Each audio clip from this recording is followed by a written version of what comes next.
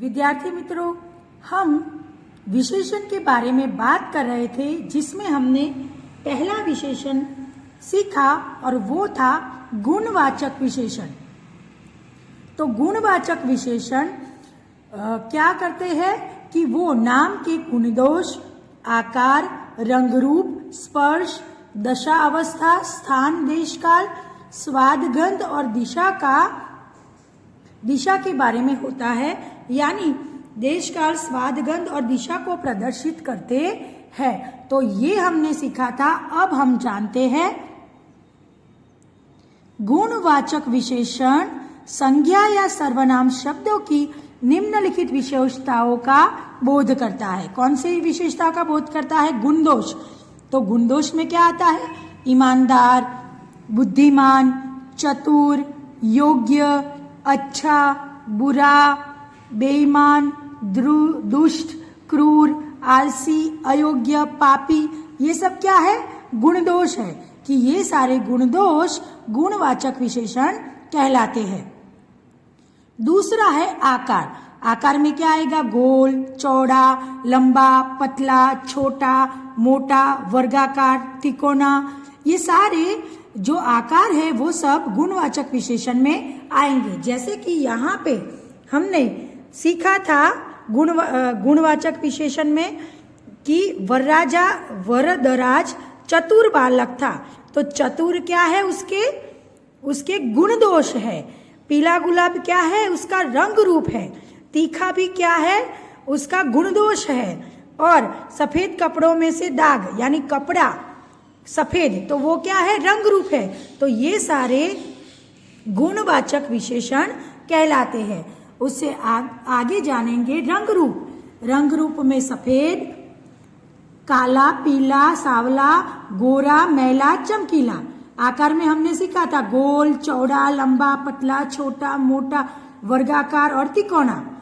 स्पर्श में कैसा था? उस स्पर्श का भी एक वाक्य हमने देखा था गुणवाचक विशेषण में कि खरगोश का शरीर मुलायम होता है। तो मुलायम कैसे पता चलेगा? स्पर्श से। तो वो कौन सा है? गुणवाचक विशेषण है।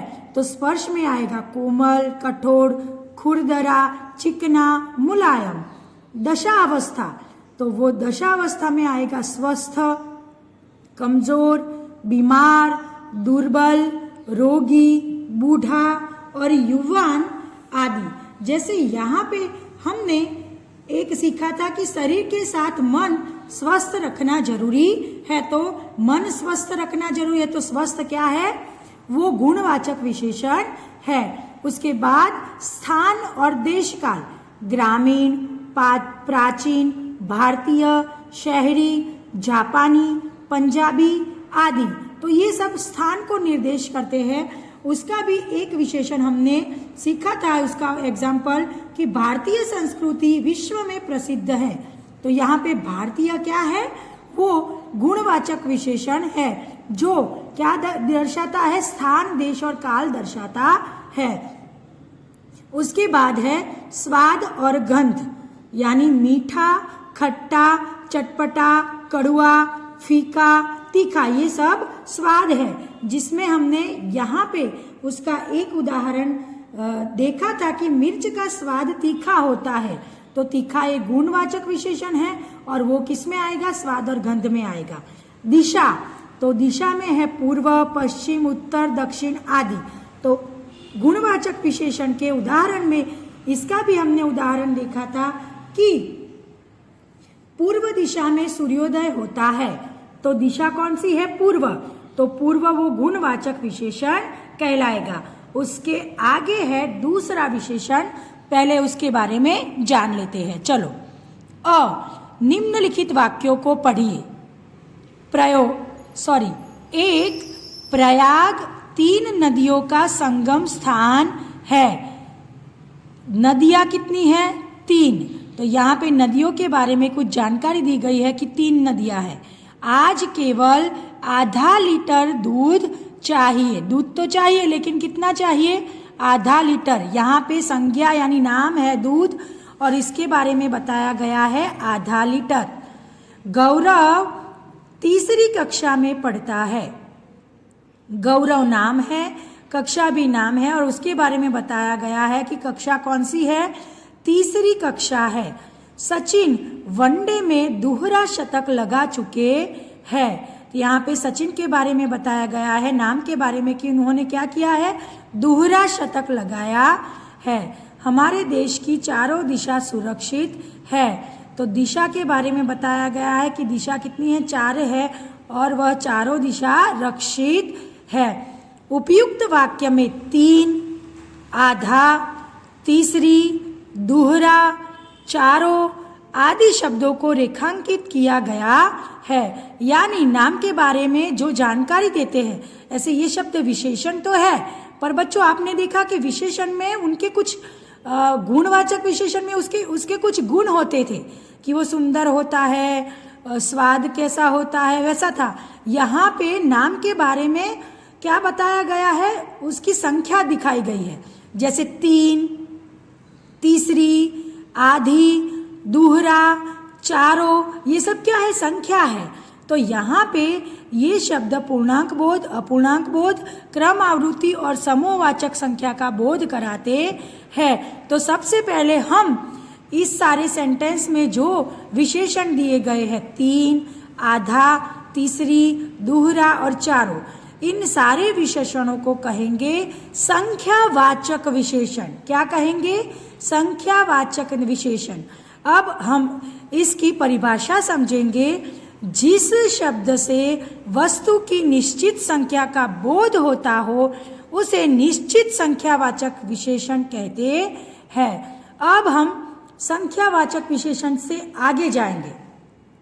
सबसे पहले ऊपर जो 5 वाक्य दिए गए हैं वो संख्यावाचक विशेषण है, यानी सारे जो नाम है उसके बारे में कुछ विशेषता दर्शा रहे हैं, लेकिन किसमें दिखा रहे हैं, कुछ संख्या है, 4, 5, 6, 7, 9, 12, 15 और फिर है आधा, पौना, दोहरा। तो ये सब क्या दिखा रहे हैं, संख्या दिखा रहे हैं, तो उसे संख्यावाचक विशेषण कहेंगे। और उसमें भी निश्चित संख्यावाचक और अनिश्चित संख्यावाचक, उसके 2 प्रकार है। विद्यार्थी मित्रों, आप यहाँ पे ये याद रखोगे कि विशेषण का दूसरा प्रकार है संख्यावाचक विशेषण। संख्यावाचक विशेषण किसी भी संख्या का बोध कराता है, तीसरा, 5वां, 9वां, 12वां या आधा, आधा, पौना, दोहरा, ये सारे। और उसमें भी 2 प्रकार है, निश्चित संख्यावाचक और अनिश्चित संख्यावाचक। निश्चित संख्यावाचक क्या है, जिस शब्द से वस्तु की निश्चित संख्या का बोध होता है तो उसे हम कहेंगे निश्चित संख्यावाचक विशेषण। निश्चित यानी नक्की है, निश्चित है। 5 तो 5 फिक्स है, 9 तो ये सारे कहलाएंगे निश्चित वाचक संख्यावाचक। वो संख्यावाचक तो है, पर कौन से संख्यावाचक है, निश्चित संख्यावाचक विशेषण कहलाएंगे। चलो बच्चों, अब हम उसके कुछ उदाहरण देखते हैं। निश्चित वाचक संख्यावाचक के उदाहरण थे 4, तीसरी, प्रयाग 3 नदियों का संगम है, तो यहाँ पे 3 संख्यावाचक विशेषण तो है, पर कौन सा है, निश्चित संख्या है, 3 निश्चित संख्या है, तीसरी निश्चित संख्या है। और अब आगे है, कई लोग नर्मदा की परिक्रमा कर रहे हैं।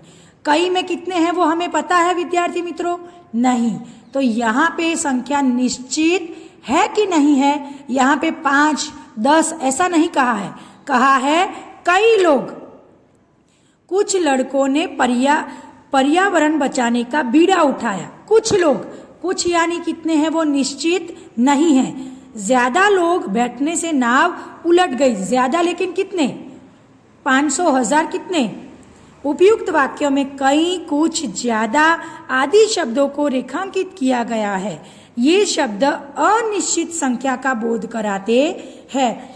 जिन शब्द से वस्तु की निश्चित संख्या का बोध न होता हो उसे अनिश्चित विशेषण कहते हैं। यानी कई, कुछ, ज्यादा, ये सारे संख्यावाचक विशेषण तो है, लेकिन कौन से संख्यावाचक विशेषण है, अनिश्चित संख्यावाचक विशेषण। तो विद्यार्थी मित्रों, हमने विशेषण का दूसरा प्रकार सीखा जो है संख्यावाचक विशेषण। संख्या में निश्चित अनिश्चित अलग अलग प्रकार के निश्चित और अनिश्चित दोनों संख्याओं का दोनों होते हैं और उसमें तीन, तीसरा, दोहरा वो सब जो है वो सब निश्चित संख्यावाचक विशेषण है। और कई कुछ ज्यादा जैसे शब्द जो नाम की जगह पे उसकी विशेषता में आते हैं वो उसमें कुछ कई ज्यादा जो कितने लोग हैं उनके बारे में नहीं बताते हैं तो वो कहलाएंगे अनिश्चितवाचक विशेषण। विद्यार्थी मित्रों, हम विशेषण की बात कर रहे थे और उसमें हमने निश्चितवाचक विशेषण और अनिश्चित संख्यावाचक विशेषण के बारे में बात की। जो संख्यावाचक विशेषण के ही अलग दो प्रकार है, यानी वो कहलाएगा संख्यावाचक विशेषण और उसके दो प्रकार है निश्चितवाचक विशेषण और अनिश्चितवाचक संख्यावाचक विशेषण।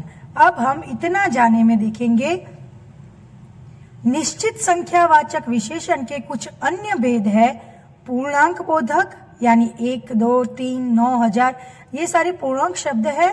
अपूर्णांक बोधक यानी आधा, पाव, पौना, डेढ़, ढाई ये सब निश्चित तो है लेकिन वो क्या है, अपूर्णांक बोधक।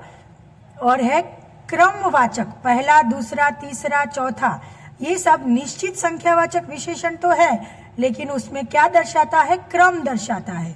और है आवृत्तिवाचक, दुगुना, चौगुना, इकहरा, दोहरा आदि। तो ये सब भी निश्चित संख्यावाचक तो है लेकिन वो क्या दर्शाते हैं, आवृत्ति दर्शाते हैं। और समूहवाचक दोनों, तीनों, चारों ये सब निश्चित संख्यावाचक विशेषण तो है ही लेकिन क्या कहलाते हैं, समूहवाचक शब्द। अब उसकी एक्सरसाइज है प्रश्न नंबर 2, निम्नलिखित शब्दों में से निश्चितवाचक और अनिश्चितवाचक विशेषण को छांटकर वाक्यों में प्रयोग कीजिए। निम्नलिखित शब्दों में से निश्चितवाचक और अनिश्चितवाचक, तो यहाँ पे है कई, कई यानी कितने हैं वो हमें पता नहीं है तो वो क्या होगा, अनिश्चितवाचक विशेषण। कई लोग यहाँ से गुजरे, तो ऐसे हमें उसका विशेषण में प्रयोग करके वाक्य बना के आपको लिखना है। वो एक्सरसाइज आपको अपने हिसाब से लिखनी है। मैं आपको बताऊंगी ये निश्चितवाचक है या अनिश्चितवाचक संख्यावाचक विशेषण है। थोड़ा, तो थोड़ा यानी कितना, तो वो अनिश्चितवाचक संख्या विशेषण है। 50, 50 यानी निश्चित, निश्चित संख्या है तो वो निश्चितवाचक विशेषण आएगा। उसके बाद है ढाई, ढाई वो भी निश्चितवाचक है। बहुत, तो वो अनिश्चितवाचक। कुछ, अनिश्चितवाचक। चौगुना, निश्चितवाचक। चौथा, निश्चितवाचक। ज्यादा, अनिश्चितवाचक। और चारों, तो वो निश्चितवाचक। तो यहाँ पे जो संख्या निश्चित है उसको हम कहेंगे निश्चितवाचक विशेषण। और कई, थोड़ा, कुछ ये शब्द है अनिश्चितवाचक विशेषण। तो हमने आज दो विशेषणों की बात की, गुणवाचक विशेषण और संख्यावाचक विशेषण। और संख्यावाचक विशेषण के दो पेटा प्रकार है, निश्चितवाचक विशेषण और अनिश्चितवाचक विशेषण। अब हम लेसन नंबर 2 में हम भी बनेंगे महान, उस पाठ में तीसरे और चौथे विशेषण की बात करेंगे।